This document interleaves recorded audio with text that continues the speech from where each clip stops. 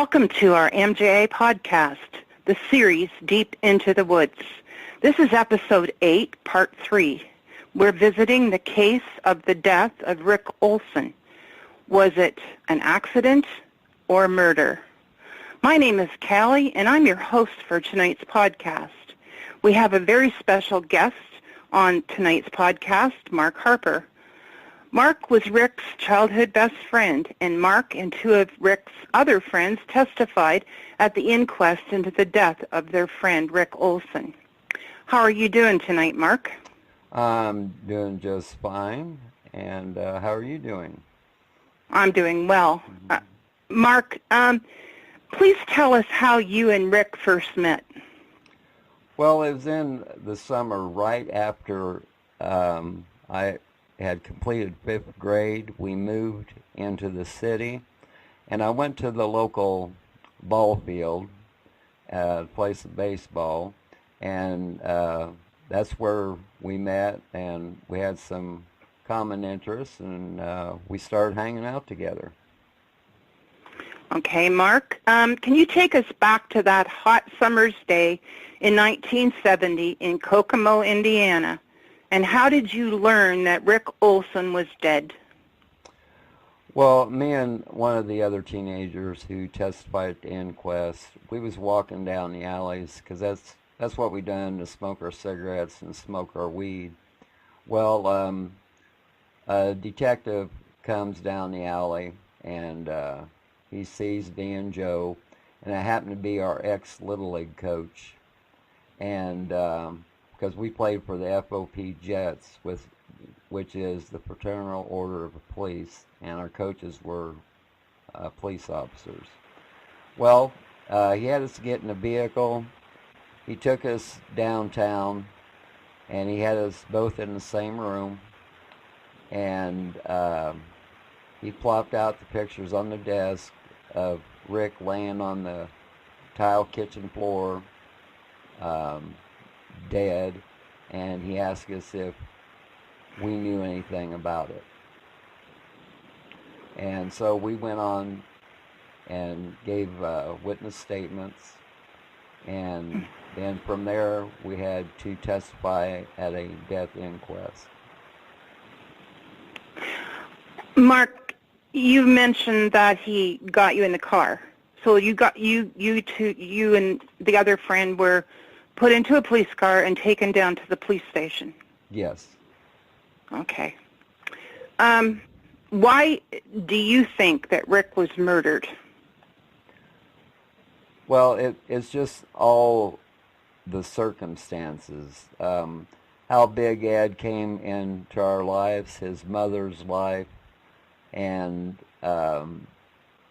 he was friendly at first. He was an ex-Hell's Angelman from the Hell's Angels, and somehow he ended up in Kokomo, and he had a big reputation, and he was a big guy. He was like 6'3", probably around 280, built solid, and it's just all the circumstances and the abuse that us other 3 teenagers witnessed at the time.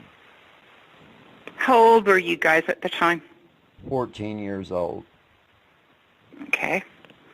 So this Big Ed Phillips, he came into Rick Olson's life after you met Rick? Yes. Yes. Okay. And see, that's another thing. Everything was going fine, and then, like I said, he more or less pushed his way to being a manager of our garage band. We'll get into that a little bit later. And he ended up dating Rick's mom, who was like 15 years older than him, and she also changed. Her first husband drank himself to death, and after he died, she opened up to where she would host teenage parties for us. Our band would play at the party. She didn't even know how to dance, and us teenagers taught her how to dance. And she was really opening up. And then when Big Ed came along, we hardly ever seen her because she was always in the bedroom. Okay. So you mentioned that you were that you all testified, the three friends, at the death inquest of Rick Olson. Were you terrified to testify with Big Ed in the room? Well, it was a little uneasy, but the person asking me the questions, which was a prosecutor, he made me focus on him, and that was a big help. Okay. Can you tell us a little more about Rick? Yes, Rick was very motivated, and he was the storyteller of all of us friends. I mean, he could tell a story. And also we had interest in music, and we formed a garage band, and Rick, see, we did a lot of cover tunes, but Rick, we also wrote some of our own, and Rick, since he was a good storyteller, would write a lot of the lyrics to our songs. And talking about the garage band, now this is what's really strange and unusual back for this time. But we had this garage band named the Crypt of Evil. Okay, 14-year-old Rick played the drums. I was 14 years old and I played the keyboards and vocals. We had a 15-year-old Kenny played guitar. 14-year-old Jeff played bass. Kenny and Jeff were brothers. Okay, we played at all the major parties, but we wanted to expand. And this is also one of Rick's ideas. So we added a 12-year-old drummer who was named Doug, and we was the only band around that had two drummers. And the reason we took on the 12-year-old is because his dad is a professional drummer by trade in all the recording studios. So Doug was a very good drummer. And then we had a 16-year-old, her name was Kathy. She done vocals, and she also traveled with a teen group called Up With People across the country. And Doug and Kathy was brother and sister. And then we added a 14-year-old guitar player named John, and we had a 14-year-old horn player who was named Tim. We played cover tunes, but we also played the songs that we had written. We played at all the school dances. We played at Teen Town. It's a nightclub for teens. That's a YMCA. We played at the high school nightclub called the Canteen. We entered a music talent contest, and once again, this was Rick. This was Rick pushing us to do this. And it was at a place called Dave's Country Barn, where the bands were playing on live radio from one of the local country radio stations, and it was only open on Sundays. It was a type where you bring in your own bottle. We really didn't know any true country songs, so we went in and we faked it. We broke out with the theme song from the Beverly Hillbillies, if you remember that. Oh, and yeah. And then it was the song "To Love Somebody" by the Bee Gees, mellow songs. And then it was "The House of the Rising Sun." And then we snuck in a Rolling Stones tune. It's one of their mellow songs called "Time Passes By." And we won the talent show. And the first prize was $300 in cash and 6 Sundays in a row playing live on the radio for 2.5 hours a show. Before that 6 weeks was up, we were playing hard rock over a country radio station, which at that time had never been done. Well, during this time, Rick introduced us to a hard rock disc jockey that was sponsoring a rock concert by the only all-girl teen band that wrote their own music and played their own instruments. And they were a band called Fanny out in California. And our disc jockey friend, he took us out to the Holiday Inn in limos to meet Fanny. We hung out with them for a couple hours, had a few sips of alcohol. And some 3 years later, I went out to California, and two of the girls in the band Fanny were sisters. Well, they lived in San Bernardino, California. And when I was out in California, I hooked up with them. We went out to dinner and had a nice conversation. But like I said, us being at this age and everything, and with Rick's reinforcement, we became pretty good. Yeah, it sounds like you guys were on your way to something big and better. Yeah, and then with what happened with Rick, it just like fell apart. Well, he was the cement, right? Yeah. Can you tell us a little bit about Ed, or Big Ed Phillips, and how that all... Well, like I said, he was ex-Hell's Angel, and like I said, built solid, and he was friendly at first, and then we got to notice there was this game way back in my day called flinch. That is when somebody like is going to act like they're going to hit you, you flinch, they get to hit you in the arm. Okay, Big Ed was so big, when he would hit us in our arm, up towards your shoulder, okay, yeah, it would shake your whole damn body. He was so strong, it would shake your whole body. How often did he practice this sort of thing with you teenagers? Oh, well, like I said, whenever he felt like it. And then also later on, he introduced us to drugs, alcohol. Well, we experimented with alcohol, and smoked some weed, but we're talking about some other different types of drugs, which a lot of us didn't take part. All we smoked was weed. And then he had a lot of connections. And then it was prostitutes. He was bringing in prostitutes for us kids. And oh, my. And see, that's how he tried to cement his relationship with us. And like I say, he'd take us fishing. He had a boat. We'd go out fishing and things like that.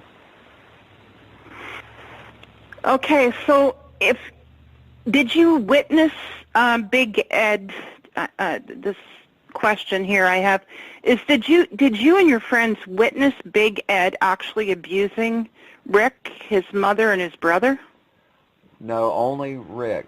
What happened one time is Rick took off for overnight, and anyway, they didn't know where he was at, so Big Ed got us three teenagers together, and he said, well, you go out and find Rick, tell him to come home, and nothing's going to happen, okay?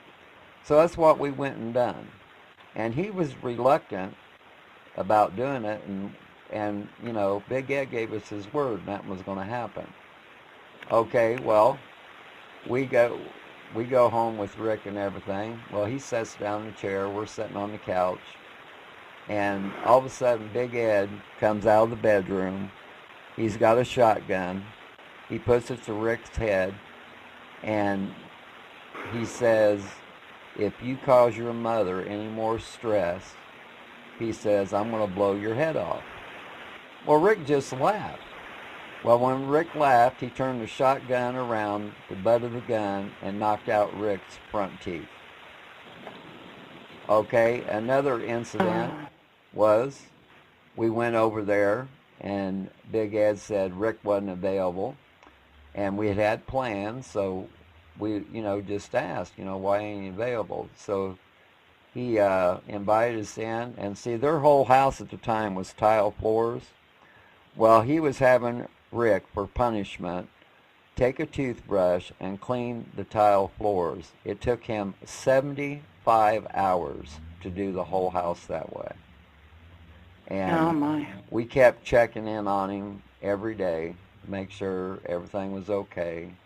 And like I said, it's just, okay, another example, we was out fishing one time, and the reservoir was 8 miles from Kokomo.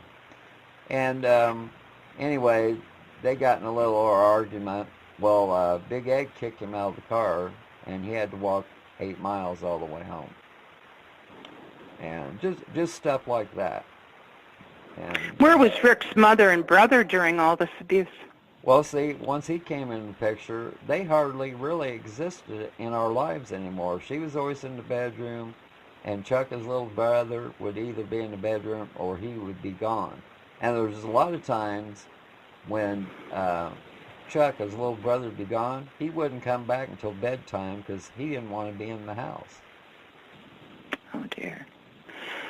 So, did you and the others have round-the-clock protection from the police until, or from Big Ed by the police until the inquest was starting?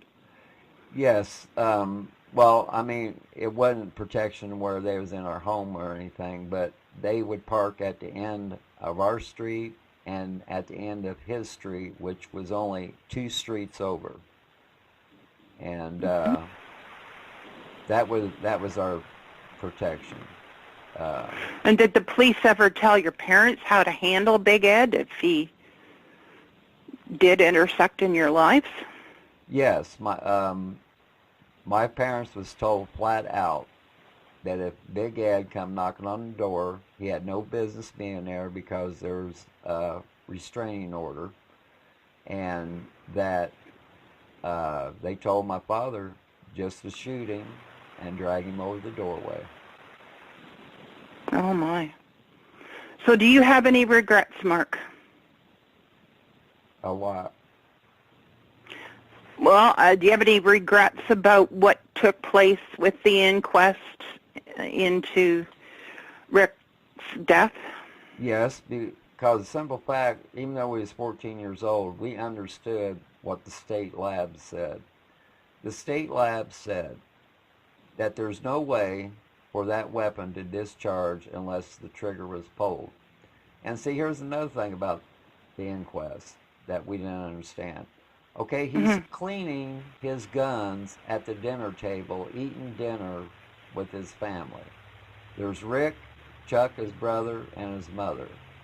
Okay, the gun discharges, goes through Rick's left eye, kills him instantly. And my regrets is that he was never charged with anything. He wasn't charged with reckless endangerment. There's a homicide charge they could have gave him. I forget what they call it exactly. Oh, reckless homicide. They could have charged him with multiple things, and they didn't.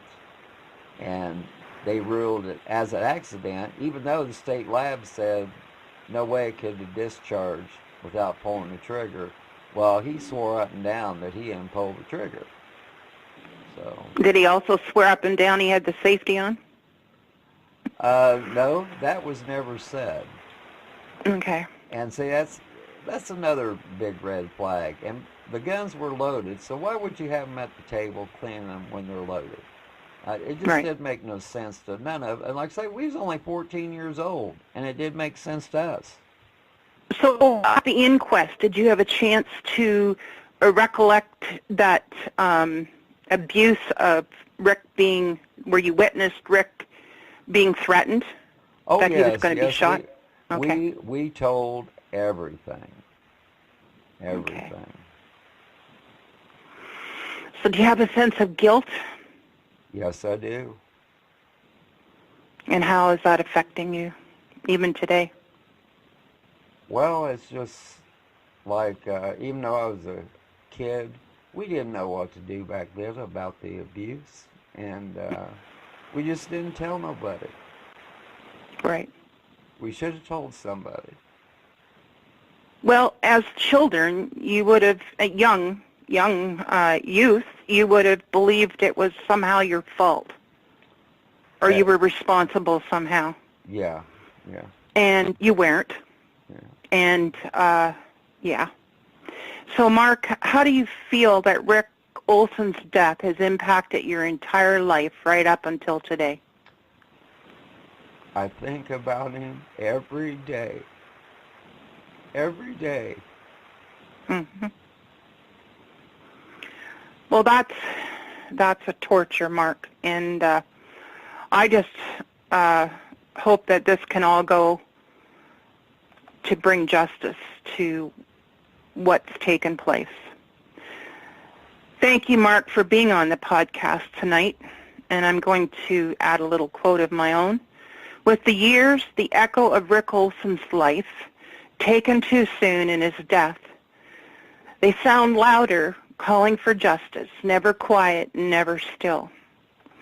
I would like to read a quote to our listeners. When it comes to death, there are few who understand the pain, the loneliness, and the frustration you feel. They're smiling while you're crying on the inside. Remember, folks, if you ever get bored with nothing to do, just take a walk deep into the woods. You may be surprised what you find. Thanks to all of our listeners, and good night from Plattsburgh, New York.